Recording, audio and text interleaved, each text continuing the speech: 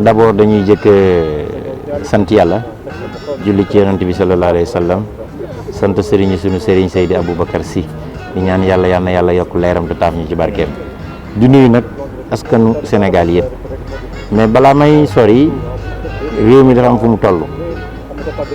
ñu war a dolli santaat yàlla ñun ñëpp Dakar gañ jóge bërki démb dañ fa ubbi juma Masalikul Jinaan ku ne xam na ne sunu maam borom Touba liggéeyam ci digganteem ak boromam ëpp na lii kon bu lii nekkee lu rëy nekk ci Ndakaaru nekk ci suñu fief muy sak bu lislaam di teraanga lislaam kon bu ñëwee fii ci Ndar ci benn semaine bi bés bi dellu si kon danañu rafetlu loolu sant ci yàlla ñaan yàlla mu sax ndax réew mi loolu la mais ci biir loolu am benn vent bi mooy yaa salaam jàmm jooju nag moo lawtan tey ba yegg si fii ci Ndar ñu mën fee def fête bu toll nii réyee nii mu am nag dimension culturelle bu nga xam ne tey kenn ku fa toogoon rek sa xol sedd na tey ndax gis nga sa bopp si sa cosaan ak sa aada te defe naa nit moom cosaanam ak aadaam defe naa mooy léppam kon donc tey jii mu am brassage culturel boobu mooy tey ñun lébu yi dañ ñëw fekk ci suñu mbokk Ndar ñun nag en tant que fédération des peuples de l'eau xam ne on a des perspectives on a des projets et suñu projet yooyu it am na luñ ci prévoir pour Ndar kon nag daal tey jii mbégte bi ñu am fii ci Ndar daal ci suñu biiri mbokk ci suñu ay xarit ñu toogandoo mu nekk une fête bu rëy démb ba léegi ñu di ko def ñun yàlla dogal na tey lañ ñëw mais fa tabarakallah jaraaf Youssou Ndoye dignitaires yeeg kilifa yu jóge Ndakaaru ñëw loolu mbokk rek moo ko man kon loolu jàpp nañ ne incha allah luy sax lay doon te day gën a yaatu.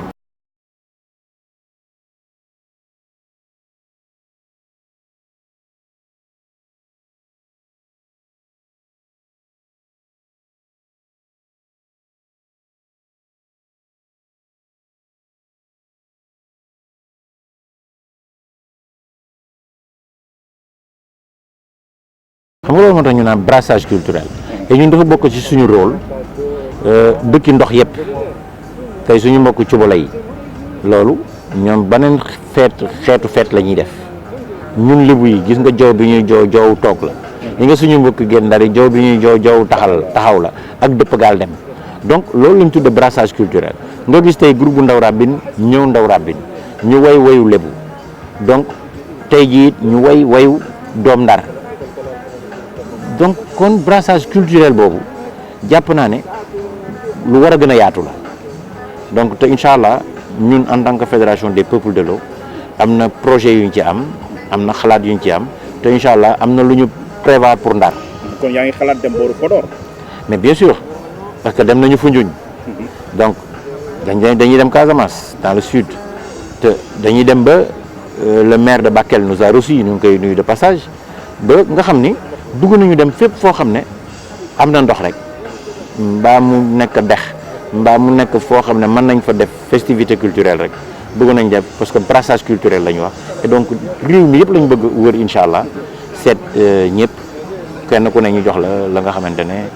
mooy la ñu bëgg a jëflante ak yow ci wàllu culture ak cosaan ak aada.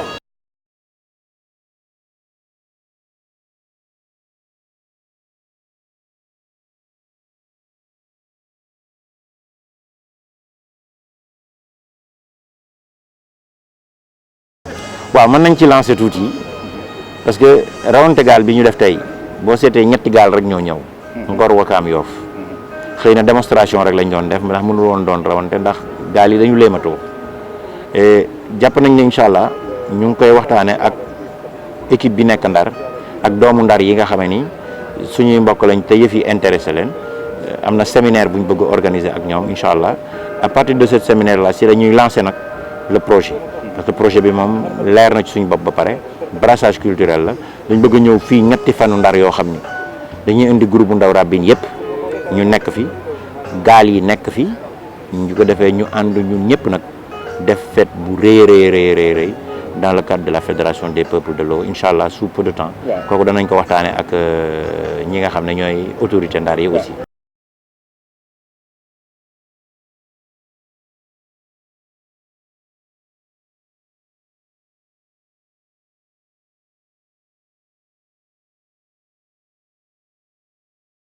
organisation moom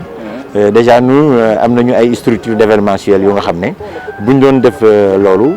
dañ ko par exemple boo seetee ci image yi nga xam ne danañ leen ko jox léegi ngeen ñamal ko suñu mbokku Ndar yi diggante Bargny ak Tëngéej boo seetloo ci benn takkusaan dajale nañ fa 25000 personnes para yi sauté sans gêner kenn jojak yi daw fanfare bi tëgg Ndaw Rabine gaal yëpp daw teer sans pour autant que moom benn problème. donc organisation moom am habitude di ko def la rek te incha allah bu ñu ñëwee Ndar danañ ko organiser ba nga xam ne incha allah bu Sénégal yëpp ñëwoon sax danañu fa xaj loolu moom t'en faites pas yow yàlla defal nañ ci tawfeex parce que def nañ ko defati ko donc te loo am habitude di ko def jàpp nañ ne incha allah sous peu de temps danañu te bu ñu ñëwee Ndar dama xalaat sax ñu ne il faut que ñu def 2 fois par an et pourquoi pas.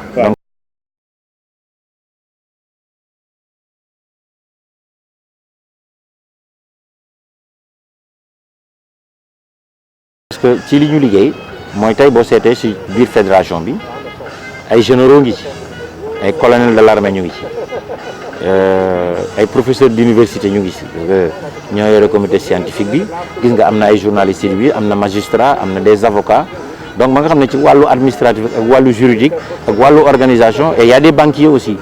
yu nekk ci biir ba nga xam ne ci wàllu financier yooyu ñoom ñoo yore commission des finances ba nga xam ne lenn lu ci nekk parce que aussi c'est une structure formelle structure la boo xam ne ña ko yor ñëpp kenn ku ci nekk wax dëgg yàlla màcc nga ci wet googu et donc c'est ça qui fait la force parce que dañu dajale ku nekk li nga xam ak li nga man et loolu moo tax tey ñu mën a fédération bi ngeen gis mu man di réussir yi muy def par la grâce de Dieu et donc ñu ngi ciy remercier aussi président de la République parce que fu ñu mës dem rek jàppale nañ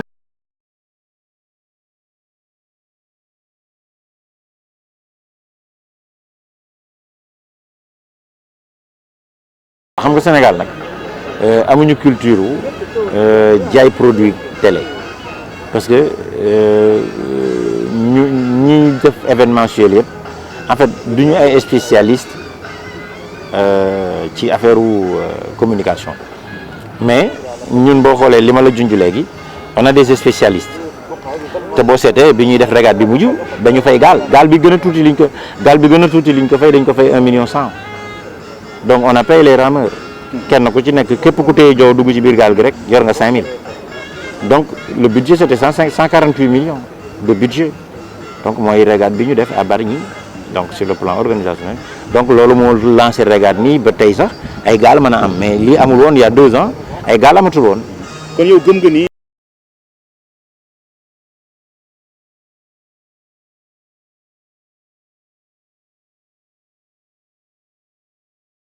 fépp foo xam ne ay nit dañ fay daje te culture rek nga mën a jaay tourisme parce que tourisme mënoo ko wan lu dul lim gisul donc tey jii touristes yi ils ont besoin de ça gis nga man même bi ma nekkee ci làmb ci fu ma ministère du tourisme dañ doon jël suñu ay programme ñoom di ko jaay di waxante saa yu ma san tëgg làmb boo ñëwee di nga fa fekk au moins ñaar mbaa ñetti bus de 50 places yoo xamante ne ay touristes ñoo ciy wàcc donc parce que démonstration culturelle bi et donc loolu moom la ñuy continuer di ko jaay loolu la ñu continuer di ko incarner et donc incha allahu rabbi danañu fexe ba jaay suñu culture danañu fexe ba animer suñu ay dëkk parce que Ndar tamit nag ku ne xam na ne Ndar dëkk la boo xam ne bu ci ñëpp jàppee te gëm ko mais Ndar amul lu ko gën a neex a jaay ci wàllu parce que déjà tourisme yëpp amul fenn fu ñuy def tourisme te du ndox moo koy def donc fu am ndox rek mooy tourisme nous on a compris ça moo tax la fédération des peuples de l'eau donc dafa nekk produit wu tourisme donc dañ bëgg a jaay suñu bannière.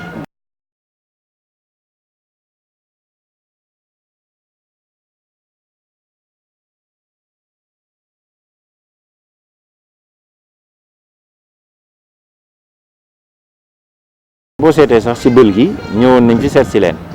ñëw rencontrer vraiment ñi nga xam ne yàqule nañ ci marsawu leen et yëkki as tuut sañ amoon jéem ko joxe xam naa ñun nag lépp lu ñuy def dañ koy def dans la plus grande discrétion parce que tamit ndimbal moom ci lu jëm ci sa mbokk jarul éréwte donc moo tax ñëwoon nañ fi dem ba bël ga xool ñi yàqule ñi fi amoon dëj ñu seeti leen et à chaque fois duñ jóg ci di def ay intervention donc de passage ñu ngi remercier le ministre Omar Gueye daf doon coopérer ak ñun ci lu gën a bëri parce que géolocalisation yi participer nañ ci assister vraiment séminaire yi gilet de sauvetage yi jënd nañ ci une très bonne partie joxe ko jàppale ko suñu mbokku pêcheurs yi donc avec nos partenaires donc te loolu incha allah bëgg nañ gën a ñëw Saint-Louis pour gën ci communiquer gën ci waxtaan ndax it nit moom luy sécuriser mbokkam rôle la ci moom pour mu def ko et donc jàpp nañ ne incha allah danañ ñëw te boo seetee gaal yi nga xam machine gaal yi nga xam ne président de la République subventionné woon na ko ñu nit jël nañ ci une bonne partie jàppale ko ñi nga xamante ne ñooy suñu ay membres ak ñi nga xamante ne aussi ñooy suñu ay dëkk ak ñi nga xam ne dañu néew doole te di dem géej mu jafe lool ci ñoom ñu jàppale leen donc loolu mooy rôle association parce que association aussi c'est pour aider dañuy wuti di jàppalante. kon perspective yi bëri na. ah non on a beaucoup de projets parce que déjà am na ay formation am na ay séminaires yoo xam ne jot nañ ko def donc comme séminaire bi ñu def Foundiougne donc bi ñu defee synthèse bi bi ñu ko présenté ministre bi vraiment moom yàkkamtiwaat na sax pour ñu def ko mais xam nga des fois nag day laaj ay moyens te moyens aussi parfois c'est un budget donc loo inséré wul ci budget bi boo ko bëggee def dafay xaw a jafe mais daal incha allah Saint-Louis moom dañuy xool bu baax a baax nan lañ mën a ñëw ba def fi loo xam ne bëgg nañ fi recevoir la ñu recevoir woon bari ñi 25000 personnes ci benn takkusaan. mais ci fédération bi est-ce que dafa nekk loo xam ni réew mi yëpp la wala daal dafa am nan la tëdd fédération bu baax. mais fédération bi nous sommes représentés partout. ndax maa ngi lay wax léegi le maire de Bakel mais boo demee Casamance ba la base Casamance foofu yëpp donc nous sommes représentés jusqu'à Cap Skirring nous sommes représentés un peu partout ci Sénégal et donc les antennes. ñu ngi koy commencé teg di ko mettre en place pour que vraiment ñu maayee Sénégal yëpp xam naa dajaguñu fépp mais fu bëri wax dëgg yàlla yegg nañ fa.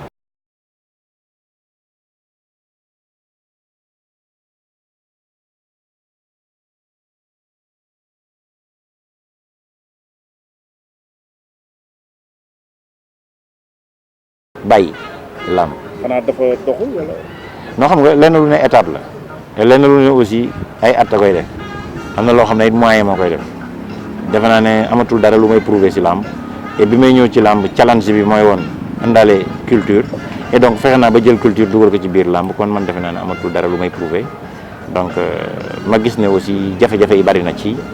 et donc compte tenu mon âge et mes responsabilités te loolu du suma liggéey dama am beneen liggéey donc ma gis ne temps bi mu may jëlal aussi dafa am lu may yàqal te loolu mu may yàqal amatuma temps bi. parce que loolu la ko yàqal ci rawante gaal yi. non parce que rawante gaal laa gën a bëgg. sa deret moom laa gën a bëgg làmb parce que man. sa deret la waaw parce que sama deret la parce que si loolu laa judd. boo seetee même bi may def làmb dama doon ay gaal ci biir di def ay démonstration kon donc c'est parce que lii feeñoon na ci lépp lu may def gaal daf ci doon feeñ parce que je suis né à Diokoul ci Tëngéej suñu ñun bu ñu mësaan añ ba pare géej la ñuy raxasoo donc à 3 ans déjà mën nañoo fay. donc ça prouve que kon ñun nitu ndox lañu ci loolu lañu juddu tey boo ma jëlee yóbbu ma Guet Ndar du ma dépaysé wu parce que Diokoul ak Guet Ndar même paysage bi la même personne yi la même mentalité yi la et puis du ma dépaysé wu tey bu ma duggee biir sama mbokku Guet Ndar yi donc tout de suite je suis chez moi donc jàpp naa ne incha allahu rabbi projet yi ñu am yëpp danañu ñëw Ndar waxtaane ko def fi ay CRD def fi ay séminaire ànd ak autorités yi fi nekk pour def quelque chose boo xam ne dañ bëgg aussi mu sax ba nga xam ne au moins dina am ñetti fan yoo xam ne Ndar ku fi def réservation d'hôtel doo am place. donc parce que dafay baax ci tourisme bi et dafay baax parce que ku fi ñëw sax jënd lax su gerte déjà dafay bokk ci loolu dafay développer économie te defe naa loolu bokk na ci suñuy rôle te am nañ ci ay xalaat am nañ ci ay stratégie donc ñu remercier leen gërëm leen sant leen aussi parce que communication ci dëkk dafa am solo lool te gis nañ ni ngeen koy taxawee et puis mu nekk lu professionnel aussi kon donc ñu gërëm suñu mbokku Ndar yëpp wan leen ni daal mbokk moo ñëw dëkk suñu dëkk la ñu ñëw suñu ay mbokk lañ fekk si te tey daal bëgg nañu lool mbégte bi ñu am xamuñu sax nan lañ ko mën a mesurer di gërëm nag Ahmed Fall Braya di gërëm Cheikh Sène aussi mais di gërëm nag le maire de la ville parce que tey wane na lu extraordinaire toujours si cadre jàmm parce que tey amul daray politique lu fa feeñ tey ak mbokk rek la et si mbokk la tàmbalee si mbokk la jeexe kon defe naa ne wane nañ ne ñoo bokk Saint-Louis wane nañ ne ñoo bokk ay valeurs wane nañ ne ñoo bokk suñu mbokk deret mais accueillir aussi suñuy mbokk donc accueil bi ñëpp ñooñu ko defal ñëpp lañ ci àndal donc l'initiative de Braya mais aussi faisabilité bi ñëpp ñoo ko bokk def ñun sax indi nañ ci suñu touche ndax boo xoolee tey xam naa daal incha allahu rabbi ñun bés bu ñu ñëwee Ndar fii ba def liñ bu ko def ànd ak suñu mbokku Ndar yi donc adduna yëpp danañu xam ne lu rëy am na Ndar. ñu ngi lay gërëm Palla di leen xaar ba beneen yoon incha allah. incha allah kontaan nañ yal na yàlla fay yal na yàlla dolli sutura xew jërëjëf.